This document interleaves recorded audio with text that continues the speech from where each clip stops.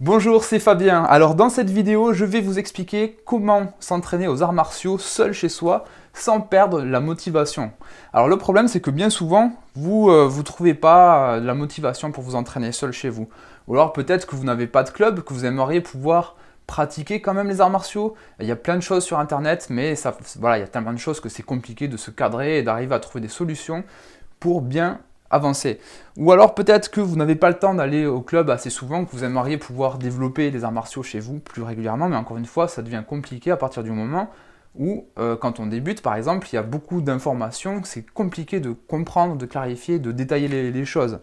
Ensuite, peut-être que voilà, vous n'avez pas assez de créneaux disponibles, que vous aimeriez pratiquer beaucoup plus, et vous avez besoin, envie de progresser beaucoup plus vite. Peut-être que vous avez envie de passer une ceinture noire ou participer au championnat de France ou à d'autres choses que peuvent amener les arts martiaux, ou peut-être apprendre à mieux vous défendre dans la rue parce que vous êtes fait agresser ou je ne sais quoi, ou peut-être que tout simplement vous avez envie de vous développer spirituellement ou intérieurement, et ça c'est des choses qu'on ne voit pas forcément dans les clubs. Donc ça c'est des choses que vous avez envie de faire, peut-être chez vous. Alors vous avez essayé de vous entraîner tout seul, mais encore une fois, hein, c'est compliqué dans l'action, on a envie, on a l'idée de s'entraîner, mais on n'est pas motivé ou c'est compliqué d'y rester.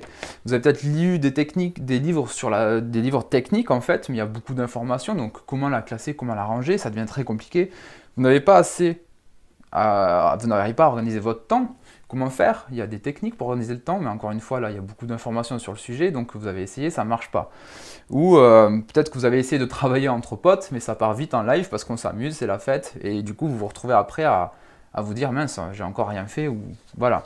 Donc, écoutez, je peux comprendre, je suis aussi passé par là, dans le sens où moi, j'ai mis plus de 6 ans à arriver à m'autodiscipliner pour m'entraîner chez moi, et au début... même certains de mes professeurs me disaient waouh, c'est cool parce que moi je suis incapable de faire ça, quoi. M'entraîner seul, c'est compliqué, c'est difficile de s'y mettre, c'est difficile de se bouger pour y aller tout seul et rester s'entraîner tout seul. Donc j'ai réussi à cadrer mon temps, mes entraînements, sachant qu'au début c'est pareil, je partais dans tous les sens, je faisais une arme, après je travaillais une autre arme, et puis telle technique, et au final j'avançais pas parce que il n'y avait aucune maîtrise de telle ou telle chose, c'était trop éparpillé. Et au final, je me rendais compte que je ne progressais pas comme je le voulais.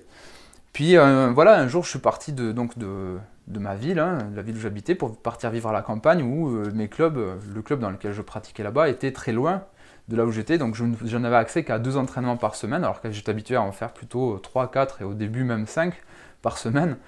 Donc il a fallu que je me débrouille chez moi tout seul dans ma petite cabane. Je me suis aménagé mon petit cabane dans le jardin. Et je me suis dit, bon ben là, si tu veux continuer à progresser, si tu veux ne pas arrêter les arts martiaux, parce qu'au bout d'un moment, je me suis dit, je vais arrêter, c'est trop compliqué. Je me suis dit, non, il faut que tu trouves l'autodiscipline. Les arts martiaux, c'est aussi ça, c'est l'autodiscipline. Et la discipline tout court, certes, mais aussi, surtout, comment se gérer soi-même, en tant qu'être humain, tout simplement. Euh, voilà, donc j'ai lu beaucoup de livres sur l'organisation du temps, la gestion du temps, que ce soit au niveau martial ou autre, dans la vie en général. Ça m'a demandé plus d'un an et demi à arriver à me cadrer, à faire une structure, un programme comme il faut et comprendre ces mécanismes-là, parce que c'est pas inné chez tout le monde. Donc voilà, et maintenant aujourd'hui j'ai envie de partager avec vous quelques points sur ce sujet-là. Donc là, le concept en fait, comment se dire, c'est en faisant un petit peu quelque chose, un petit quelque chose par jour, on peut devenir un grand pratiquant.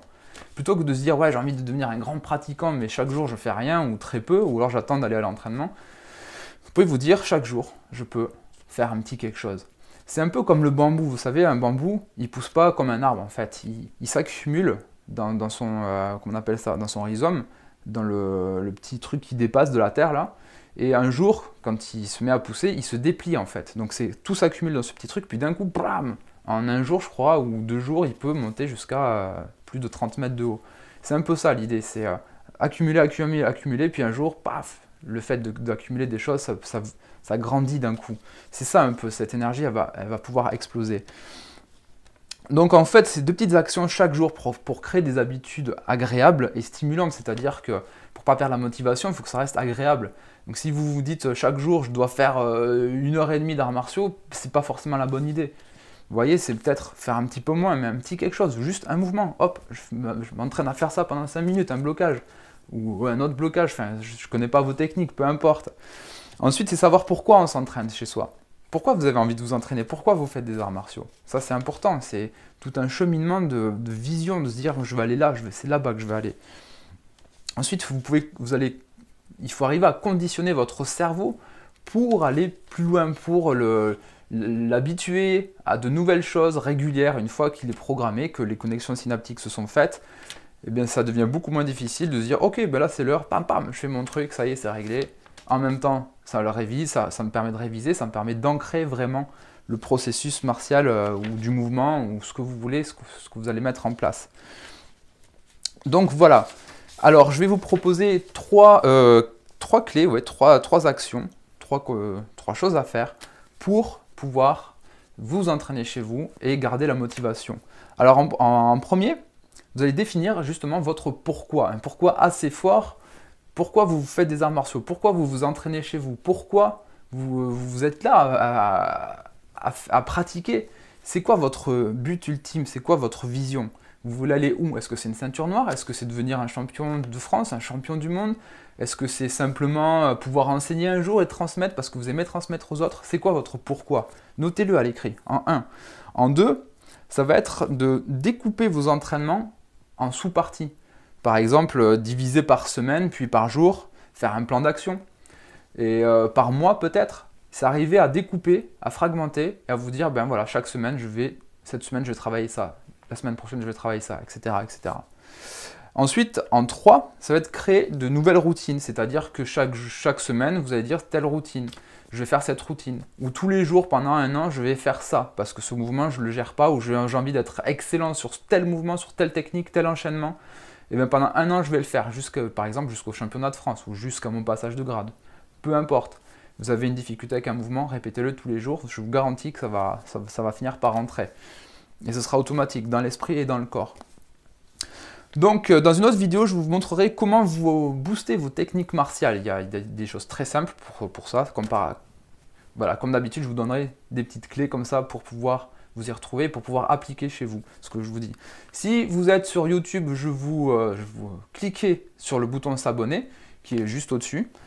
Vous pouvez aussi laisser un commentaire. Si vous êtes sur Facebook, partagez cette vidéo, likez, partagez avec vos amis, que ça peut aider. Si ça vous intéresse, partagez-le. Et puis si vous êtes sur le blog, laissez un commentaire et inscrivez-vous dans la liste aussi de Dojo VIP, dans lequel vous allez recevoir plein d'autres informations pratiques comme celle-ci. Alors je vous dis à très bientôt et surtout, laissez des commentaires, likez, cliquez et à très bientôt. Ciao!